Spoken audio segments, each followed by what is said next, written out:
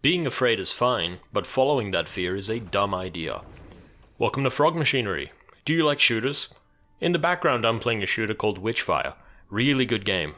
You should buy it because you get to set demonic pieces of shit on fire, freeze them and shatter their corpses, fire a giant stake gun similar to Painkiller and impale demons onto trees, and also get absolutely fucked over by a witch that magically sees you and summons a giant, flying pirate ship in the sky that blasts screaming cannonball things at you from afar. This is all in the name of the Catholic faith, by the way. I would actually be a Catholic if this is how it was, but whatever. That's the review. But I'll get more detailed later. I want to talk about today's mental torment, which is fear, fright, being scared, whatever you want to call it. It's fear. We're talking about fear. What is fear? Definitions. We have to start with the concrete, aka the physical. Fear is a physiological response that your body and mind have to perceive threats. You see a man with a sickle running at you in the woods. Your immediate reaction is increased muscle tension, heart rate, potential shedding of pants, followed by a fight or flight response, as the modern day mental health industry likes to say. Your perception detects something moving towards you. Your brain rapidly analyzes the situation, identifies certain things such as empty bag of potatoes overhead of someone with 2 holes poked in it for sight, blue denim jeans, a red flannel shirt, and a giant sickle in the person's left hand.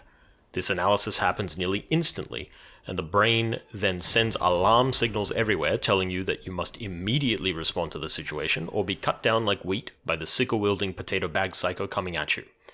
For the people paying attention, a lot of this is a reference to a certain boomer shooter, so I commend you for recognizing it if you did. Anyway, the primary definition is a response to perceived threats, which then calls for action. Everything comes back to your actions in the world, and this one is an emergency. It's useful to have this response. It is a survival mechanic that we evolved to have over the years, and it lets us act rapidly in emergency situations. It can also be useful as a way to predict potential threats before they become threats. This comes from knowledge and experience. Apparently, and don't quote me on this, I saw this on some YouTube channel, I can't remember. When someone is about to knock you the fuck out, before they throw a haymaker, they tend to place their dominant foot forward and slide the other one back, basically to wind up their punch. If you know this, you can prepare accordingly just by noticing a shift in their footing. It's pretty cool how our brains work and how knowledge is applied to the real world. So clearly, it's a useful physiological response to have, but the problem lies in how we respond to our fear responses, and it's why I say that it profits a man nothing. What does that mean? What is this abstract masculine sounding quote? Well, firstly, it's from a movie I love called The 13th Warrior, starring Antonio Banderas. The movie follows a group of Vikings that are summoned to help fend off a mysterious and vicious enemy that is constantly raiding a small village. At this point in the movie, nobody knows exactly what the raiders are, as they look more like monsters than men. But despite this, the warriors prepare to fend them off by pretending to sleep during the night, catching the raiders off guard. Prior to this, Antonio's character, Ahmad, who plays an Arab ambassador who is dragged along with the Vikings as the 13th Warrior, expresses fear over the impending fight. Herger the Joyous, one of the Vikings who befriends Ahmad, then responds to his apprehension with what I find to be a great quote. How can you sleep at a time like this? The Allfather rolled the skein of your life a long time ago. Go and hide in a hole if you wish. But you won't live 1 instant longer. Your fate is fixed. Fear profits man nothing.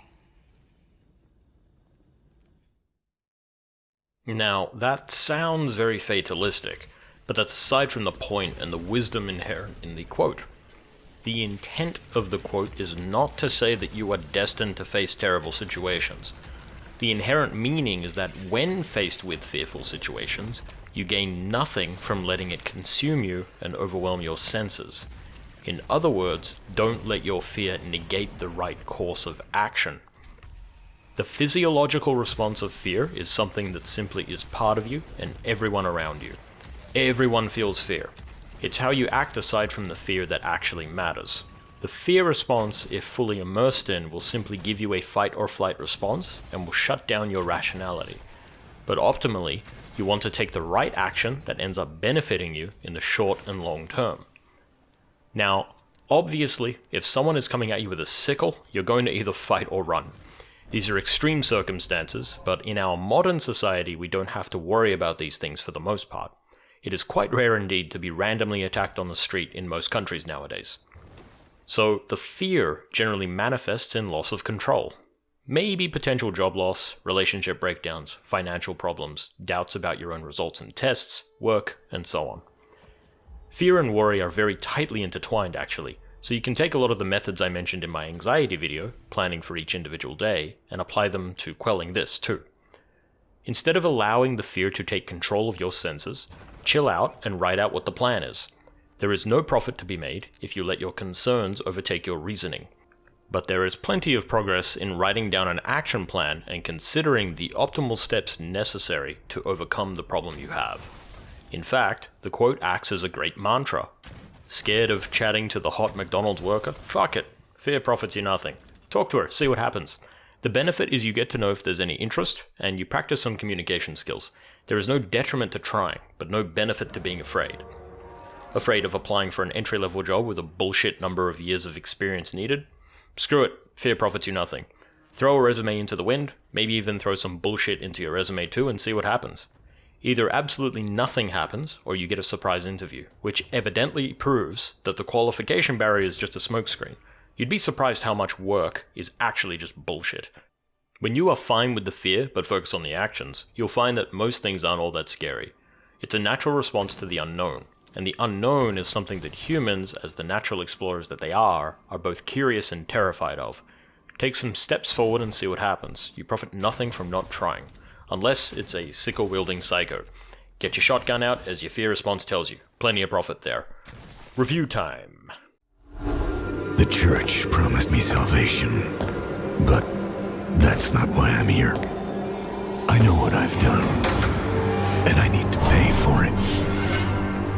Dead, hunting witches, with witchfire in my blood. I'm a sinner, an abomination. And our only hope. So, what are the things I like about Witchfire? Well, I like this. And this.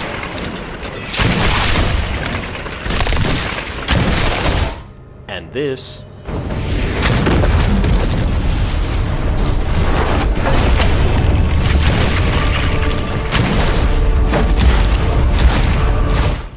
Also this.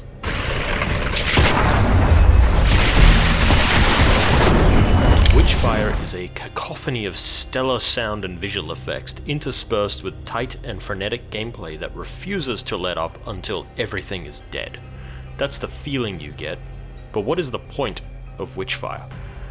You are a prayer, a previously piece of shit sinner that died at some point, and is now resurrected as an undead assassin with the sole purpose of purging unclean heretics from the land in the name of the Catholic Church.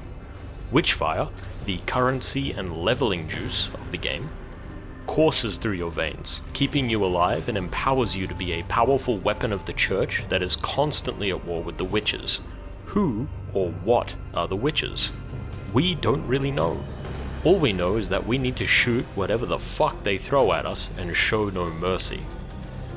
The lore of the game is spread out throughout the land, hidden away in different nooks and crannies, and is pieced together Dark Souls style, where you use your imagination to fill in the gaps.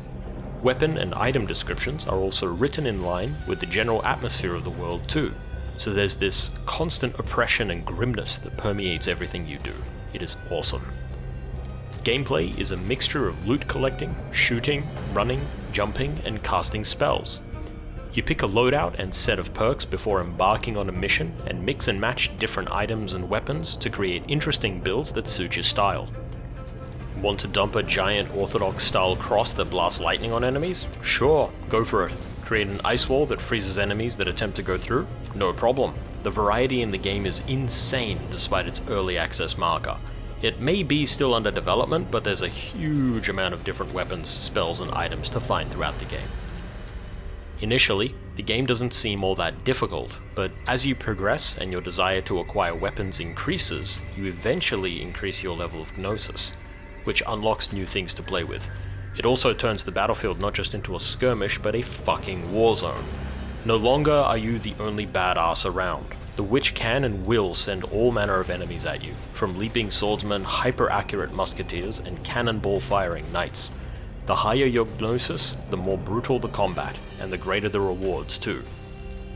There are also calamities, a fun mechanic where the more you fuck up and fall for the witch's traps, the stronger her gaze is locked onto you, marked by creepy little runes on the top left of your HUD. If you max this out, a calamity countdown begins, signaled by deathly silence followed by haunting bell chimes. Once that counter hits 0, well...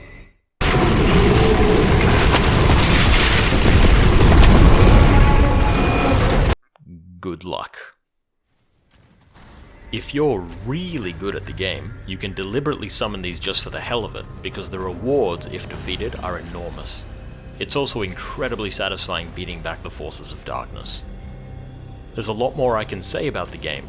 There are loads of secrets and hidden locations scattered across the map, so there's always something to do. Levels, while remaining static, rotate the locations of traps, chests, and side quests, so you'll never experience the same level setup twice. You can also seriously get screwed by this too, because some of the enemy compositions can be really mean bastards. It's a lot of fun and worth grabbing.